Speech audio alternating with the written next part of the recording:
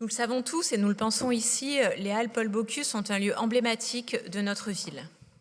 Mais c'est aussi un équipement qui souffre aujourd'hui d'un état préoccupant.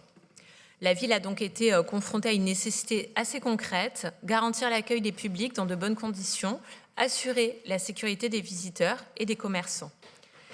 Et c'est pourquoi, dans ce dossier, de manière globale, nous assumons une ligne simple et cohérente.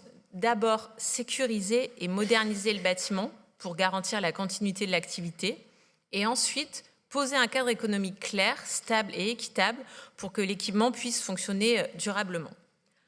Mais voilà à nouveau de la confusion de votre part. Notre opposition mélange deux sujets différents, deux délibérations par ailleurs, les travaux d'une part et la redevance d'occupation d'autre part. Les représentants des commerçants eux-mêmes l'ont dit, la question des tarifs relève d'un cadre contractuel qui était connu par ailleurs d'avance, puisque les différents tarifs étaient dès le départ indiqués dans l'AMI. Nous avons voté il y a quelques instants une décision de responsabilité publique, la mise en sécurité, la modernisation d'un équipement municipal pour éviter le risque d'une fermeture, faute de conformité, et qui là aurait entraîné de graves dégâts chez les commerçants et également sur la renommée de notre ville. Et alors que nous avons voté ces travaux, vous dénoncez à l'instant une redevance qui serait regrettable, incohérente, j'ai cru comprendre, mais tout en reconnaissant encore une fois que les règles du jeu, elles étaient connues, et vous restez à une formule très générale, il faut tout faire pour soutenir et éviter les augmentations de tarifs. Mais en même temps, nous n'avons pas de votre part de propositions concrètes. Et de fait, à force de refuser d'assumer ces leviers, notre opposition finalement se contente d'une posture. Elle veut la sécurité mais sans aucune décision, la modernisation mais sans les contraintes, sans les travaux bien évidemment, et un soutien mais sans les outils et sans le financement. Alors que c'est précisément là que le volet tarif prend tout son sens.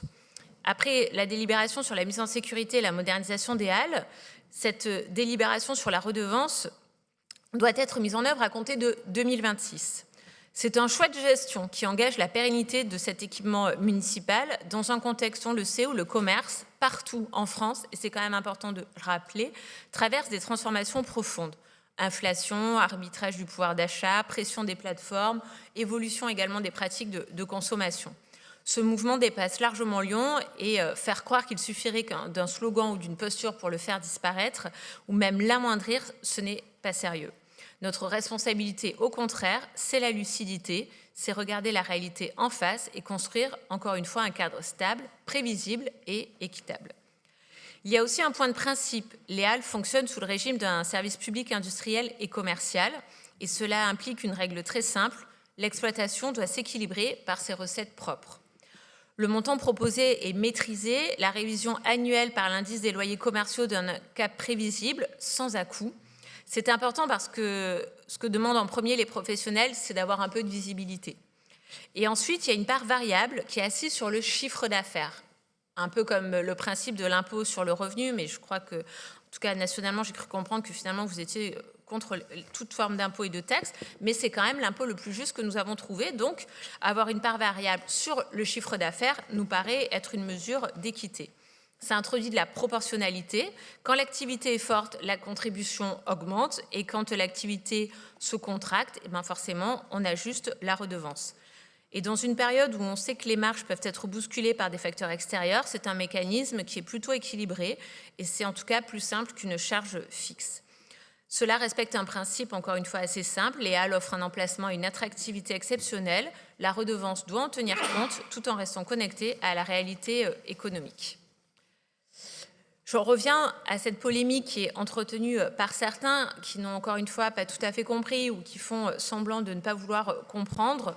Opposer artificiellement le chantier de modernisation et la redevance, c'est quand même un peu malhonnête. Il n'y a pas de redevance pour payer les travaux, ce n'est pas une punition. Au contraire, c'est une cohérence d'ensemble, sécuriser et moderniser le lieu pour garantir sa continuité d'exploitation. Et défendre les commerçants, c'est aussi ça, c'est moderniser, adapter et faire en sorte que chacun puisse trouver un équipement de qualité. Et donc, cette solution, encore une fois, équilibrée et tenable, Les travaux sont indispensables et ils seront lancés. Et il y aura bien évidemment des recherches de subventions, un cadre économique clair qui permettront aux Halles de Lyon Paul Bocuse de continuer à fonctionner quoi qu'il arrive. Et au nom des élus de la majorité, nous voterons bien sûr favorablement cette délibération.